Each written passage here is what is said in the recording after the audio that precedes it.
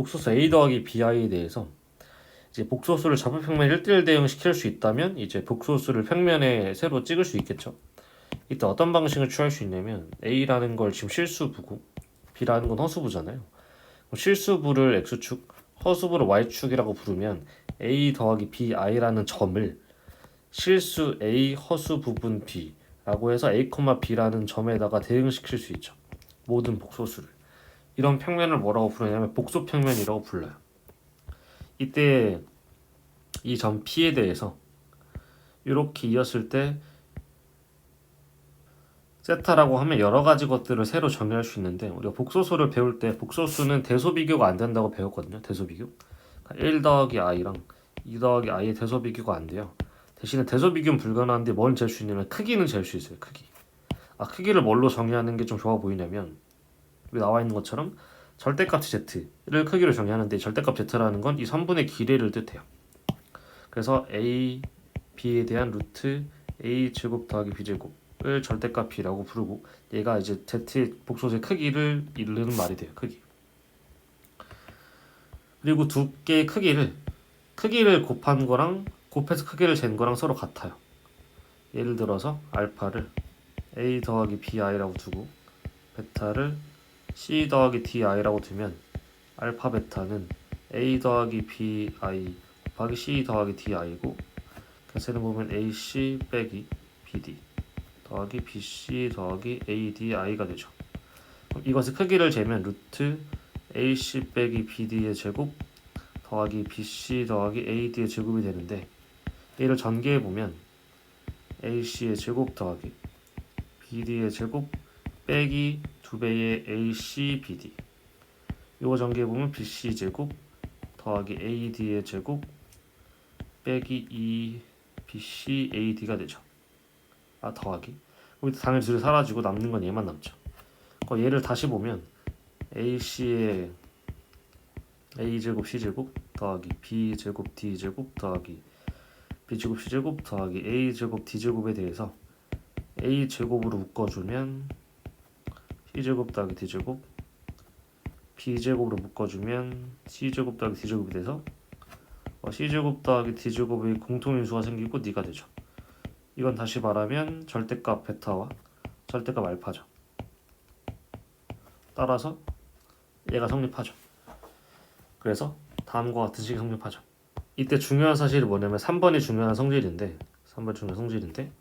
두 알파 복소수 알파 베타에 대해서 아까 각도를 정의했잖아요. 각도 둘이 곱하면 각도가 더해지고요. 나누면 각도가 빼져요. 그냥 이런 성질을 가진다라고까지만 알고 계시면 됩니다. 대학교 가서 배우는 내용이기 때문에. 그럼 이걸 어디다 활용하냐면 주기성에 활용할 수 있는데 문제를 한번 봅시다. 이 복소수를 z라고 해보면 얘는 실수화를 해보면 2분의 2i고 i겠죠. 이때 절대값 z가 1이고 z의 크기가 1이에요.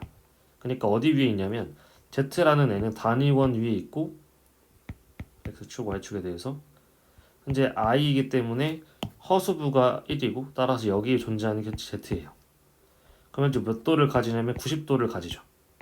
그럼 이때 우리가 어떻게 할 수 있냐면 z제곱이라는 건 90도를 두 번 한 거라서 180도인 마이너스를 갖는 거고 z세제곱을 하면 마이너스 i인 얘가 마이너스 1이니까 허수부가 마이너스 1이고 마이너스 i를 가질 거고 4번 하면 1이겠죠.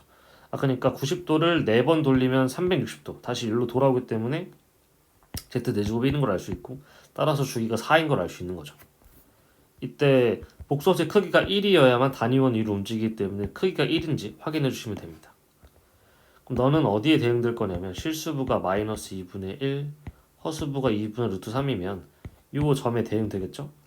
그러면 다시 그려보면 마이너스 2분의 1, 2분의 루트 3이면 현재 여기겠죠? 마이너스 2분의 1, 2분의 루트 3 이때 수원을 선행하지 않았다면 이 각도를 구할 수 없는데 간단히 이렇게 볼 거예요. 일단 이 삼각형, 이 파란색 삼각형을 보면 어쨌든 여기가 2분의 1이고 여기가 2분의 루트 3인 거죠. 그럼 얘가 몇 도가 될까요? 1분의 너분의 너 코사인인데 코사인이 2분의 1이고 사인이 2분의 루트 3인 각도는 몇 도냐면 60도죠. 60도. 그럼 따라서 이게 120도가 됩니다. 그러면 여기 있는 A를 Z라고 하면 여전히 120도가 지금 저놈의 각인데, 그럼 내가 이 z를 제곱하게 되면 뭐가 되냐면 120도를 두 번간 240도에 해당되는 점이 될 거고, 한 번 더 하면 360도에 해당하는 율로 돌아오겠죠. 따라서 너를 3번 제곱하면 1이 되고, 따라서 너의 주기가 3인 거죠. 이때 z의 절대값 크기가 1이기 때문에 여기에 단위원을 돌 거고 주기가 3인 걸 알 수 있겠죠. 다음과 같이 구하실 수 있는 거죠. 3번도 마찬가지로 한 번 더 해보면, 얘는 2분의 루트 3, 마이너스 2분의 1이죠. 그럼 2분의 루트 3, 마이너스 2분의 1은 한 요 정도 있을 거고, 여기서 삼각형 하나 그리겠죠. 이렇게 이게 지금 2분의 루트 3이고 2분의 1이면 현재 여전히 1에 대해서 여기 세타가 궁금해요. 그러면 너가 현재 코사인이고 이게 사인이죠. 따라서 이게 몇 도냐면 30도죠. 그러면 얘는 이렇게 보면 330도고 이렇게 보면 마이너스 30도겠죠. 어느 쪽으로 보시든 간단하고 상관없고, 마이너스 30도랑 봅시다. 마이너스 30도를 12번 가야 360도, 즉 이렇게 돌아오기 때문에 얘의 주기는 12죠. 따라서 12번 해야 1이 되는 애가 나오는 거죠. 보기 3번은 한번 화면을 멈추고 풀어보시고 해설을 확인해 보시고, 보기 4번을 한번 같이 해볼게요. 대표적인 문제고, 알파는 현재 어디 점에 대응되냐면 2분의 루트 3, 2분의 1에 대응되는 점이고, 베타는 2분의 1, 2분의 루트 3에 대응되는 애죠. 알파는 각도가 알파의 각도를 세타 1이라고 한다면 얘는 30도고, 세타 2라고 한다면 60도겠죠.